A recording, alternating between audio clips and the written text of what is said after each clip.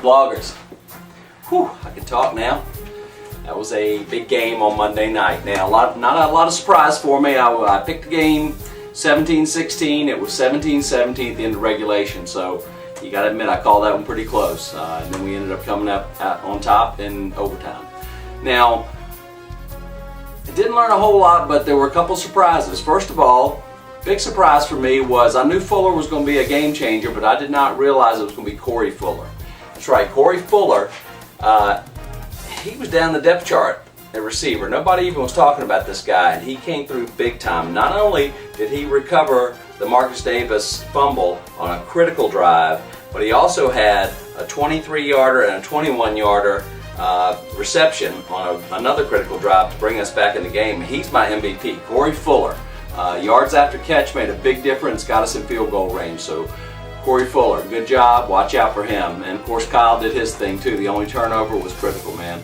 So those guys were a big surprise. The other thing that we did learn is that Logan is rusty. That's good news. I think the big problems that we had were not problems that we're not going to be able to overcome. The defense was nasty. We know that. They did a great job, just about what was expected. They're going to improve, but there's no complaint there. They did a great job.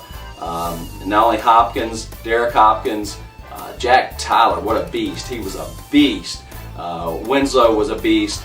And Luther Matty was all over the place. So I thought all those guys did a great job and did just what they needed to do. On the offense, about what we expected, or what I expected, we were rusty. I didn't think Logan was going to be quite as off as he was, but I think that's expected. I think it's not going to be an issue though, because Logan, we know, has got the talent, and he just needs to get out there and get some playing time and start working with those receivers, and he's going to do a great job.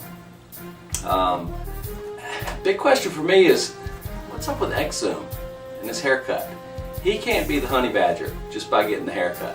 So I don't get what's going on with Exum. Come on, Antone, back off the haircut, do it out on the field. I'd say my MVP was definitely Corey Fuller for the game. He did a great job, and I think the only other thing that we learned, the hurry-up offense, when we used it, I thought was very effective from the player standpoint. They did a good job of getting ready and getting set up. I think the coaches need to work a little bit. Sometimes the guys were out there even on their first play. It didn't seem like they were getting signals from the sideline and from the coaches the way they should have been. So I think coaches just need to work a little bit more on looking ahead. The players did a good job with it. I thought the offensive line did fine. They obviously need some work, but I think they did fine. Coleman and Holmes, they look like they're going to be players. So all in all, we got the W. It was a great win.